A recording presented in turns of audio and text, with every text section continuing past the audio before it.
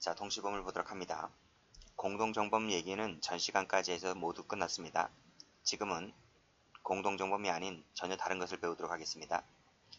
자, 먼저 의의부터 볼게요. 자, 2인 이상의 정범이 상호간에 의사 연락 없이 동일 객체에 대해서 동시 또는 이시에 각각 범죄를 실행한 경우를 말한다. 의사 연락이 없다는 점에서 공동정범이 아닌 거예요. 자, 여기서 노트를 펴봅니다. 노트 76페이지. 자, A가 있고 B가 있죠. 여기 값이 있잖아요. 그쵸? A가 폭행하고 B가 폭행을 해요. 이 A가 폭행, B 폭행은 동시에 할 수 있고 또는 시간대가 다를 수 있죠. 그쵸? 근데 그 다음을 잘 보셔야 됩니다. A, B가 갑을 폭행하자 이렇게 의사연락이 있다면 그건 공동정범이에요. 공동정범. 그건 전 시간에 배웠잖아요. 자, 동시범이라고 하는 것은 A하고 B가 갑을 때리는데 의사연락이 없어야 돼요. 의사연락이 없어야 돼요. 그랬을 때 동시범이 되는 거예요. 의사연락이 있다면 그건 공동정범인 겁니다. 자, 그 다음. 자, 동시범이죠. 동시범이라고 하는 것은 자, A가 때렸는데 이 A가 때린 폭행으로 인해서 B가 뭐 상처를 났다든지 결과물이 발생을 했다고 하면 근데 A가 때린 거로 나온 거잖아요. 그쵸? 그래서 인과관계가 판명이 되었다면 누가 때린 것으로 인해서 부상을 입혔다든지 그게 판명이 되었다면 그 판명된 대로 처벌하면 됩니다. 그래서 형법은 여기까지 개입할 필요가 없는 거예요. 자, 형법에 개입하는 것은 인과관계가 판명되지 않았을 때 형법이 개입하는 겁니다. 그랬을 때 인과관계 판명되지 않았을 때 자, 상해 결과가 나오지 않았다면 그때는 19조가 돼요. 19조. 19조가 되어서 각자를 미수로 처벌합니다. 자, 규제 한번 가볼까요? 자, 19조 가볼게요. 동시 또는 이시에 독립된 행위가 경합을 하여 즉 무슨 말이죠? 의사연락이 없다는 거죠. 그 결과 발생의 원인된 행위가 판명이 되지 않았을 때는 그쵸? 판명되지 말아야 됩니다. 판명되지 않았을 때는 그 각자를 빨간색 미수로 동그라미 미수범으로 처벌한다. 빨간색입니다. 이것이 19조입니다. 자, 그럼 다시 한번 와보세요. 자, 상해 결과가 나오지 않았죠? 조문을 읽어보니까 상해 결과가 나오지 않았을 때 19조가 적용되어서 각자가 미수가 되는 거예요. 근데 만약에 상해 결과가 나왔다고 하면 어떻게 될 것 같아요? 그때는 263조가 적용이 됩니다. 자, 교재 한번 가볼게요. 자, 다음 페이지 한번 볼게요. 자, 다음 페이지 가보시면 263조가 나와 있죠? 그쵸? 동시범이라고 해서 독립된 행위가 경합을 하여 이 상해의 결과를 발생하게 했을 때는 역시 마찬가지로 원인된 행위가 판명되지 않아야 됩니다. 그쵸? 그랬을 때 공동정범으로 처벌한다는 것이 아니라 공동정범의 예에 의한다. 이게 무슨 말인가요? 공동정범으로 본다는 것이 아니에요.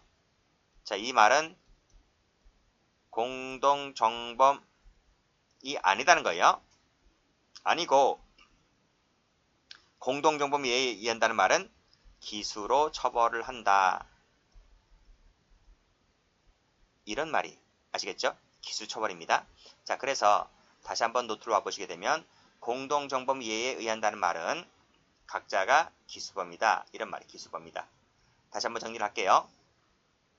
A하고 B가 갑을 때림에 있어서 의사연락이 있으면 안 돼요. 의사연락이 없을 때 동시범 처리가 된다. 그때 원인된 관계가 판명되었을 때는 판명된 대로 가면 됩니다. 판명되지 아니했을 때 안에서 이것이 동시범이 되는 것인데 동시범이 두 종류가 있어요. 상해 결과 나왔을 때와 상해 결과 나오지 않았을 때. 상해 결과 나오지 않았을 때에 19조가 적용되어서 각자가 미수가 되는 것이고 상해 결과 나왔을 때는 각자가 기수로 처벌된다. 아시겠죠? 자, 다시 한번 교재와 볼까요? 자, 원위치 한번 해볼게요. 자, 개념 나와 있죠? 특징 보세요. 동시범이라고 하는 것은 A가 때리고 B가 각각 때리는 것이기 때문에 단독정범이 경합한 것이다. 그래서 공동정범이 아닙니다. 공동정범이 아니기 때문에 일부 실행 전부 책임 원리가 적용되지 않고 각자 개별 책임 원리가 적용된다는 점에서 공동정범과 달라요. 성립 범위를 볼게요. 우리가 공동정범 첫 시간에 범죄 공동설과 행위 공동설로 나눠서 봤잖아요. 그렇죠? 그 범죄 공동설 같은 경우에는 고의 없는 수개의 고의범 상호간, 고의 과실범 상호간, 과실범 상호간 이 모든 것에 있어서 공동점이 되지 않기 때문에 그 모든 것을 동시범으로 처리합니다. 따라서 범죄 공동소를 따랐을 때는 동시범의 범위가 상당히 넓어지게 되는 거죠. 반면에 행위 공동설 같은 경우에는 이 모든 것들이 전부 다 공동종목이 되는 것이기 때문에 따라서 동시범위 성립 범위가 좁아지게 된다는 점에서 양자의 차이가 있습니다. 이 부분은 검찰직 하시는 분들만 봐두세요. 2번 같은 경우에 성립 요건을 볼게요. 첫 번째, 독립행위가 경합을 할 것 이런 말입니다. 조문에 나와 있죠? 조문을 보시게 되면 첫 번째, 독립된 행위가 경합을 할 것. 두 번째는 결과 발생된 원인 행위가 판명되지 않았을 것. 그쵸? 그리고 객체가 똑같을 것 이런 말이죠. 자, 첫 번째, 독립행위가 경합을 할 것. 이 독립행위는 의사연락이 없어야 됩니다. 의사연락이 있을 때는 그건 공동전범이라 그랬어요. 자, 판례 볼게요. 판례 보시면 공범 관계에 있어서 공동가공의 의사가 있었다면 공동가공 의사가 뭔데요? 공모잖아요. 그렇죠? 세모 쳐보세요. 이것이 있었다면 그때는 동시범 문제가 생겨날 수가 없다는 말입니다. 밑에 2번, 밑에 판례 상호 의사의 연락이 있어서 연락이 있대요. 공모관계가 있다는 거죠. 그럼 공동정범이 되는 거잖아요. 독립행위 경합이라고 하는 이게 뭐죠? 이퀄 동시범이죠. 이 문제는 생겨날 수가 없다 이런 말입니다. 공동정범이다는 거예요. 자, 또 이때 독립행위라고 하는 것은 고의과실 불문합니다. 뭐 중요하지 않고 밑에 2번 볼게요. 2번 체크하시고 자, 분명 뭐라 그랬어요? 독립된 행위가 각각 존재할 것 이런 말이에요. 근데 독립된 행위 자체가 물음표라는 거예요. 존재 자체가 불분명하다라고 했을 때는 그때는 19조가 적용될 여지가 없죠. 분명 19조가 적용되려면 각각 독립된 행위가 경합하라 그랬잖아요. 근데 19조 독립된 행위 자체가 각각 불분명할 때는 19조가 적용될 여지가 없다는 것이 판례입니다. 그것이 어디 나와 있는가 하면 그 상해죄 동시범위 특례도 상해죄 동시범위 특례도 동시범위잖아요. 그렇죠? 그래서 다음 페이지 보면 나와 있어요. 여기 보시면 자, 성립요건 19조와 똑같다 그랬죠? 그래서 각각 독립된 행위가 경합을 할 것 그랬습니다. 자, 밑에 판례 별표 쳐보시고 중요한 판례인데요. 상해죄의 동시범은 두 사람 이상이 가해 행위를 하여 즉 독립행위가 경합했다는 얘기입니다. 그래서 상해 결과를 가져왔을 때 동시범위 성립하게 되는데 자, 밑에 보면 가해 행위를 한 것 자체가 분명치 않습니다. 즉 독립행위 존재 자체가 분명치 않은 부분에 대해서는 동시범위 성립할 수가 없겠죠. 자, 이 자체만으로도 출제가 많이 되었지만은 밑에 화살표 되어 있는 이 판례도 출제가 좀 됐습니다. 자, 여기 보면요. 만일 흉기로 피해자 얼굴을 찍은 것이 두 사람 중에서 피고인들 중에서 어느 한 사람의 소행일 가능성이 없는 상황이라 했습니다.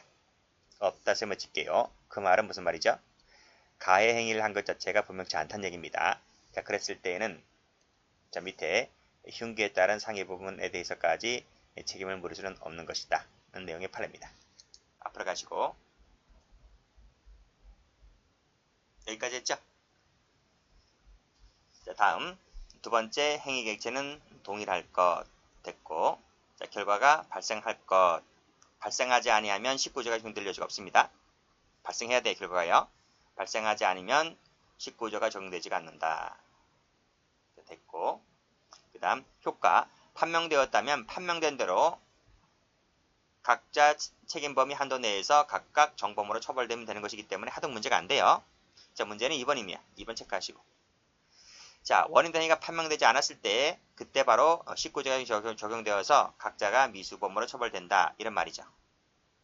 따라서 독립된 행위가 과실범일 때에는 불가불이 될 수밖에 없는 거예요. 자, 무슨 얘기냐? 자, A가 때린 것이 고의고요. B가 때린 것이 고의예요. A가 때린 것이 고의이고요. B가 때린 것이 과실로 때린 거예요. A가 때린 것이 과실이고요. B가 때린 것이 고의예요. A가 때린 것이 과실이고요. B가 때린 것이 과실인 거예요. 이렇게 네 가지로 나눌 볼 수 있겠죠? 근데 밑에 보니까 19조에 따라서 각자가 미수가 된다고 했었잖아요. 그러면 고의는 어떻게 되는 거예요? 미수가 되는 거죠. 고의로 때린 것은 미수가 되는 것이고 전부 다 고의로 때린 것은 다 미수가 되는 겁니다. 그렇죠? 이것도 미수가 되는 것이고 근데 과실범은 미술처벌정이 없잖아요. 여기도 미수가 되는 거죠. 자, 그런데 과실범 같은 경우는 미수처벌정이 없잖아요. 지금 다 불가벌이 되는 거예요. 불가벌. 불가벌, 불가벌. 네 번째 사례 잘 보세요. 과실로 때린 거, 과실로 때린 거, 그쵸? 근데 과실로 때린 것은 미수처벌정이 없기 때문에 이 부분은 무죄다. 이런 말입니다. 자, 그래서 얘가 나와 있죠? 얘 쭉 읽어보시고, 니은 볼게요. 니은 체크하시고. 자, 독립된 과실이 경합해서 화재가 발생했다라고 했을 때는 무죄가 돼버려요. 자, 과실행위는 실화죄잖아요. 실화죄는 과실범이기 때문에 미수처벌정이 없습니다. 그래서 밑에 판례 별표 쳐보시고. 이 시의 독립된 행위가 경합을 하였다 그랬습니다. 이때 독립행위라고 하는 것은 밑에 사실관계를 보듯이 이 독립행위라고 하는 것은 이 경우에 있어서는 과실 플러스 과실이 경합된 사건이었어요. 결과가 발생하였는데 치사라는 결과가 발생하였는데 그 결과 발생에 원인된 행위가 판명되지 않았을 때 어떻게 된다? 19조가 적용되어서 각자가 미수가 되는 것입니다. 그때 요 밑에 업무상 과실 치사죄 있잖아요. 이 과실이 위에 나와 있는 과실 플러스 과실로 나온 겁니다. 그쵸? 근데 과실 같은 경우에는 미수처벌정이 없기 때문에 무죄일 수밖에 없다는 것이 판례입니다. 됐죠?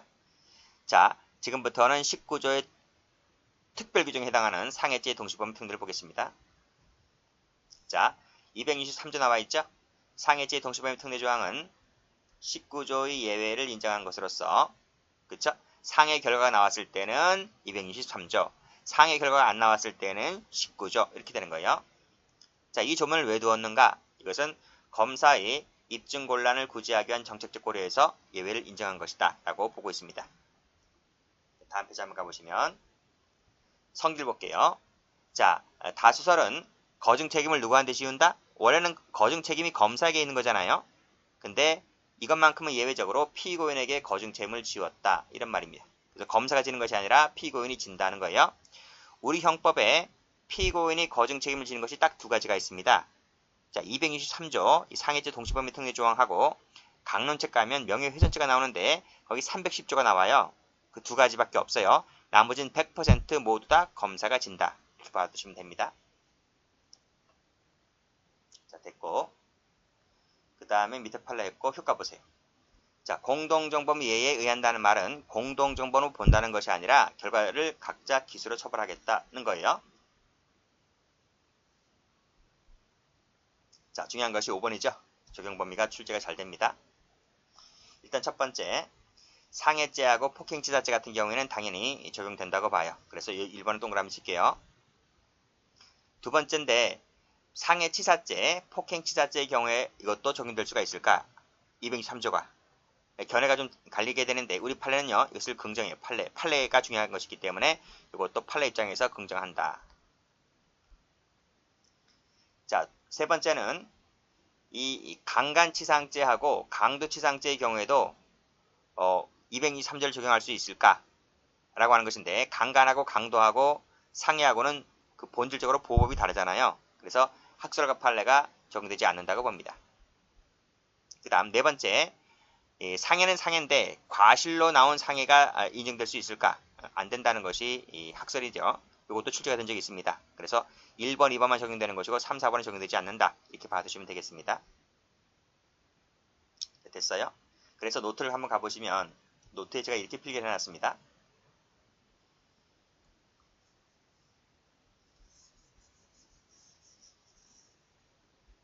자, 노트에 나와 있죠, 여기.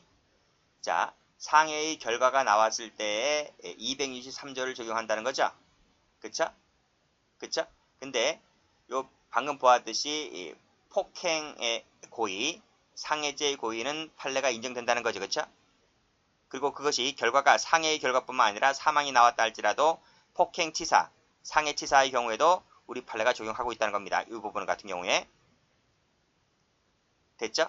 근데 강간죄라든지 강도죄는 죄질이 다르기 때문에 적용되지 않는다는 거라고 하는 것이고요.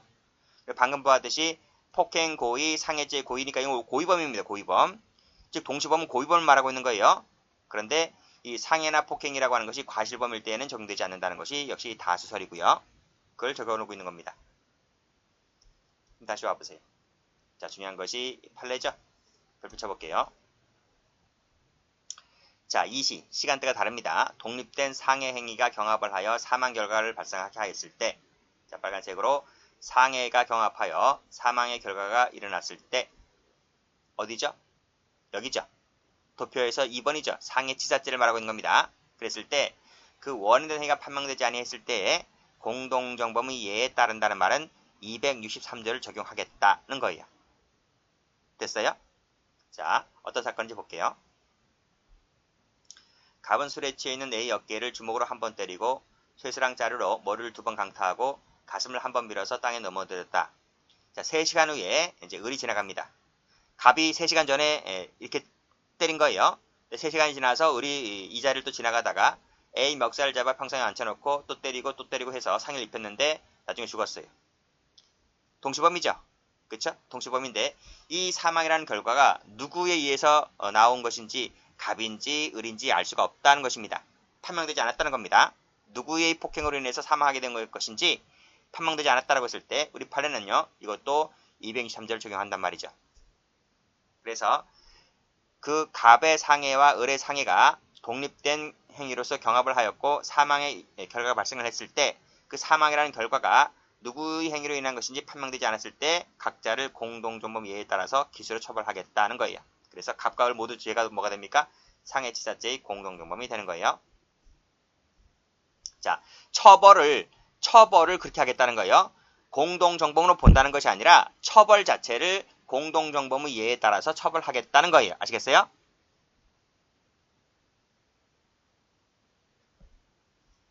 자, 다음.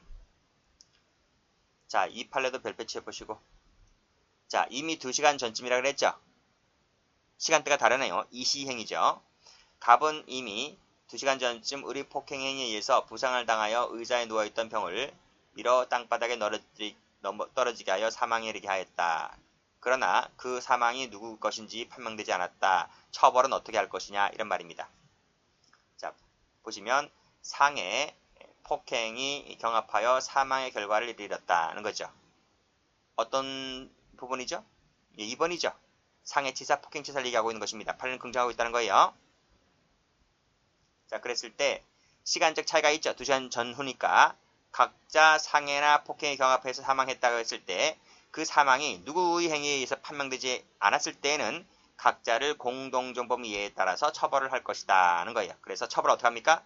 폭행치사죄의 공동존범 예에 따라서 처벌을 하는 거예요. 공동존범으로 본다는 게 아니라 처벌 자체를 그렇게 하겠다는 거예요.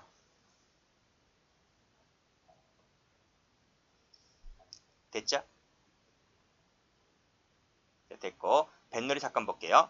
1번은 봤어요. 1번은 일방의 가공 사실만 갖고서는 공동존범 관계가 안 된다. 무슨 말이죠? 편면적 공동존범을 인정하지 않겠다는 판례입니다. 이 판례도 별표. 자, 그리고 판례 2번을 보시면 263조의 경우에는 상해치사죄의 경우에도 적용된다라고 보고 있잖아요. 그래서 이 사실관계 읽어보시면 돼요. 역시 처벌 자체를 어떻게 한다?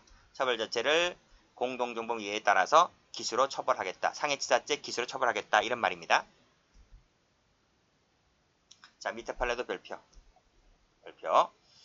자, 상해죄의 동시범위 특례조항은 보호법이 다른 강간치상죄 밑줄 그시고 X, 강간 밑줄 그시고 X, 강간치상죄는 적용되지 않는다. 그래서 사실관계 한번 읽어볼까요? 친구 사이인 갑과 을은 우연히 만난 병녀와 방에서 이야기를 하다가 갑은 병녀를 강간하였고 그 돌아온 을이 다시 갑이 화장실 간 사이에 병녀를 강간하였다. 병녀는 회음부 찰과상을 입었는데 누구로 인한 것인지 알 수가 없었다. 갑과 을의 주특이 뭘까요? 이것도 263조의 동시범위 특례를 적용합니까? 아니라는 거예요. 그때는 여기 나와 있듯이 답이 뭐예요? 각각 강간죄의 단독 정범으로 각각 처벌하게 되는 것입니다. 됐죠?